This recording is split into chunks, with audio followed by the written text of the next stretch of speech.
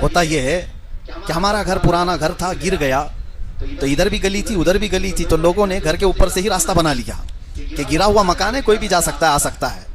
یہی حال ہمارا ہو چکا، ہم تھوڑے کیا گر گئے، لوگوں نے ہمارا مذاق شروع کر دیا، سب نے یہ سمجھ لیا کہ یہ اب گری ہوئی قوم ہے، ان کے ساتھ کچھ بھی کیا جا سکتا ہے۔ یہی خام خیالی میں تو امریکہ بھی جی رہا تھا آج، وہ ہر ایک کو وینزویلا سمجھ بیٹھا تھا، اس کو یہ لگتا ہے کہ جتنے عرب کے ٹٹو بادشاہ ہیں وہ سب اس کی جیب میں ہیں، ایسے ہی سارے مسلمان ہوتے ہیں۔ ایسا نہیں ہوتا، اور انشاءاللہ آپ پھلیں گے پھولیں گے اور وہ پھولیں گے پھٹیں گے۔ کچھ لوگ وہ ہیں جو پھلتے ہیں اور پھولتے ہیں، اور کچھ وہ ہیں جو پھولتے ہیں اور پھٹتے ہیں۔ بہرحال آج کی یہ محفل میں نوجوانوں سے یہ گزارش کروں گا کہ آپ مجھے دیکھ رہے ہیں یا آپ کا موبائل مجھے دیکھ رہا ہے، یہ سمجھ میں نہیں آتا۔ اگر آپ، میں لائیو ہوں آپ لائیو ہیں، تو موبائل کو رکھ دیجئے، انشاءاللہ العزیز محفل میں آپ کو مزہ آئے گا۔ اور رہی بات ویڈیو کی کلپ کی، یہ کہیں سے تو آ ہی جائے گی۔ بہت سارے یوٹیوبر ہیں، خالی کلپ نہیں آئے گی، پورے مسالے کے ساتھ آئے گی۔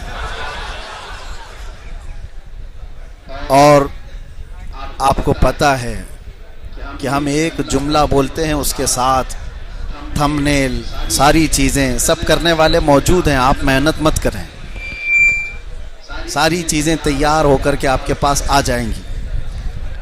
ایک بار درود پاک پڑھیں۔ اللہم صلی علی سیدنا محمد وآلہ وصحبہ وبارک وسلم صلاۃ دائمۃ سرمدا ابدا۔ اصل میں مسئلہ یہ ہوتا ہے، ہماری محفلوں میں میں اکثر دیکھتا ہوں آڈینس سے زیادہ جو ہے چپ بٹھانے والے زیادہ ہوتے ہیں۔ تو چپ ہو جا، تو چپ ہو جا، ادھر کی آواز کم ادھر کی آواز کم، یہ ڈائریکشن دینے والے ٹرسٹی زیادہ ہوتے ہیں، اور آواز ان کی ہی زیادہ ہوتی ہے، تو بیچارے خاموش بیٹھے ہوئے خاموش ہی ہیں، وہ کس کو خاموش کرا رہے ہیں پتہ بھی نہیں چلتا۔ اس لیے جو خاموش کروا رہے ہیں وہ خود خاموش رہیں، تو انشاءاللہ العزیز محفل پوری شانت رہے گی۔ ابھی آپ دیکھنا، تھوڑی دیر کی بات ہے کہ محفل ایسے سناٹا ہو جائے گا۔ ابھی دیکھیں، اب خاموش ہو گئے سب، کسی نے خاموش کرایا نہیں، کسی نے خاموش کرایا نہیں، سب خاموش ہو گئے۔ ہر چیز کا ایک وقت ہے، دیوانوں کو دیوانہ ہی سنبھالتا ہے۔ اور جو لوگ کھڑے ہیں ان کو بٹھایا جاتا ہے محفلوں میں، اکثر ادھر والے بیٹھ جاؤ ادھر والے بیٹھ جاؤ۔ وجہ یہ ہوتی ہے کہ جگہ تنگ ہے، وہ بیٹھیں تو کس کے سر پہ بیٹھیں؟ تو جو کھڑے ہیں، جہاں کھڑے ہیں، جس طرح سے ہیں، میں کبھی یہ نہیں کہتا، اور اس لیے بھی نہیں کہتا کہ یہ قوم ہے کہ اگر ایک بار کھڑی ہو گئی تو اس کو بٹھانا مشکل ہو جاتا ہے، دنیا اس سے عاجز آ جاتی ہے، اس کو بٹھا نہیں پاتی۔ اللہ تبارک و تعالی امت محمدیہ کو ہمیشہ حق پر کھڑا رکھے۔ میں نے آیت کریمہ آپ کے سامنے تلاوت کی ہے۔ اللہ کلام مقدس میں فرماتا ہے، وہ رب ہے جس نے اپنے رسول کو ہدایت اور دین حق کے ساتھ بھیجا ہے۔ دین حق کے ساتھ اللہ نے اپنے رسول کو بھیجا، اس لیے بھیجا کہ وہ اپنا دین غالب کر کے رہیں گے۔ ہمارا وہ دین ہے جو غالب آ کر رہے گا۔ بظاہر چاند کو بھی گہن لگتا ہے، تو اس کا مطلب یہ نہیں ہے کہ چاند ختم ہو گیا، تھوڑی دیر کی بات ہے، پھر چاند سے گہن چھٹتا ہے تو اپنے آب و تاب کے ساتھ چمکتا ہے۔ امت مصطفیٰ اس مرحلے سے گزر رہی ہوتی ہے۔ کچھ لوگوں کو ایسا لگتا ہے کہ یہ اب ٹوٹ گئے، بکھر گئے، سب ختم ہو گئے۔ ایسا کبھی نہیں ہوگا قیامت تک۔ ان کی خواہشیں خواہشیں ہی رہ جائیں گی۔ اسلام تھا، اسلام ہے، اور اسلام رہے گا۔ دین حق کے ساتھ میرے نبی تشریف لائے، اور یہ دین غالب آ کر رہے گا۔ اصل مسئلہ یہ ہے کہ ایک شاعر نے جو کہا اس سے میں گفتگو شروع کرتا ہوں. دیوار کیا گری میرے خستہ مکان کی، لوگوں نے آنے جانے کا راستہ بنا لیا. ہوتا یہ ہے کہ ہمارا گھر پرانا گھر تھا، گر گیا تو ادھر بھی گلی تھی ادھر بھی گلی تھی، تو لوگوں نے گھر کے اوپر سے ہی راستہ بنا لیا کہ گرا ہوا مکان ہے، کوئی بھی جا سکتا ہے آ سکتا ہے. یہی حال ہمارا ہو چکا. ہم تھوڑے کیا گر گئے، لوگوں نے ہمارا مذاق شروع کر دیا. سب نے یہ سمجھ لیا کہ یہ اب گری ہوئی قوم ہے، ان کے ساتھ کچھ بھی کیا جا سکتا ہے.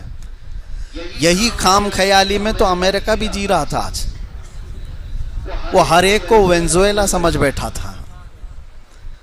اس کو یہ لگتا ہے کہ جتنے عرب کے ٹٹو بادشاہ ہیں وہ سب اس کی جیب میں ہیں، ایسے ہی سارے مسلمان ہوتے ہیں. ایسا نہیں ہوتا. اللہ تبارک و تعالی جب کسی کا غرور اور اس کے نشہ کو ختم کرتا ہے تو بہت چھوٹی طاقتوں سے ختم کرتا ہے. اور آج کے سپر پاور طاقتوں کا بھی نشہ ختم ہوگا انشاءاللہ. وہ گھٹنے پر آئیں گے، اور جتنے لوگوں نے اسلام کا مذاق کیا ہے اور مومنین کے نہتے ہونے کا فائدہ اٹھایا ہے، تو کیا وہ خاموش اس دنیا سے چلے جائیں گے؟ اللہ قرآن میں فرماتا ہے وَمَا اللَّهُ بِغَافِلٍ عَمَّا يَعْمَلُ الظَّالِمُونَ. ظلم کرنے والوں کے کام سے اللہ بے خبر نہیں ہے. تم نے غزہ میں جتنے بچوں کو مارا ہے، جتنے لوگوں کو یتیم بنایا، کتنی عورتوں کی کوکھ اجاڑ دی، کیا یہ سب ایسی رائے گاں چلا جائے گا؟ ان بچوں کی آہیں کیا اللہ تک نہیں پہنچتی؟ ہزاروں گھروں کو بے گھر کر دیا، چھتیں اڑا دیں. لوگوں کو کھانا پانی تو دور، اور دوائی کے نام پر کوئی چیز بھی نہیں ملتی. آج فلسطین کے ساتھ جو حالات ہوئے، دنیا دیکھ کر کے تماشا بنائی ہے. ارے آج کی دنیا وہ ہے جو ایک کتے کے مرنے پر واویلا مچاتی ہے. اینیمل رائٹس بھی ہیں دنیا میں، ان کو بچانے والی تنظیمیں بھی ہیں، ہیومن رائٹس کی تنظیمیں بھی ہیں. لیکن وہ ہیومن رائٹس کہاں ہوتی ہیں جب کسی مسلمان بچے کا قتل ہو رہا ہوتا ہے؟ آپ کو پتہ ہے صرف فلسطین کے اندر 70,000 لوگوں کو مار دیا گیا ہے. اس میں تقریباً 20,000 سے زیادہ صرف بچے ہیں. میں یہ حالات اس لیے بتا رہا ہوں کہ دنیا یہ دیکھ کر کے سمجھ بیٹھی ہے کہ یہ کھیل تماشے والی قوم ہے، اس کے ساتھ کچھ بھی کیا جا سکتا ہے. یہ گرے ہوئے ہیں آج، تو ان کے کندھوں پر کبھی بھی چڑھ سکتے ہیں، ان کے سروں پر کبھی بھی ہم ناچ سکتے ہیں. ہر زمانے کا بادشاہ ایسا سوچتا رہا ہے. بغداد میں بھی ایسا ہوا تھا ایک بار. تتاری ایک قوم تھے، تاتاری. انہوں نے اتنی ہلاکت کی تھی بغداد میں کہ مسلمانوں کے سروں سے مینار بنا دیا تھا. اور دریائے دجلہ جو بغداد میں بہتا ہے، مسلمانوں کے خون سے لال کر دیا تھا، پورے دریا کو لال کر دیا تھا. اور اس وقت بھی ان کو یہ لگتا تھا کہ مسلمانوں کے کندھوں پر، ان کے سروں پر ہم کو چڑھ کے ناچنے کا موقع ہے. یہ ایسی قوم ہے، ٹوٹی بکھری ہوئی ہے. لیکن تاریخ یہ بتاتی ہے جتنی مرتبہ اس قوم کو توڑا گیا ہے، اتنی مرتبہ رب تعالیٰ نے اس میں کوئی صلاح الدین پھر سے پیدا کیا. اسلام زندہ ہوتا ہے ہر کربلا کے بعد.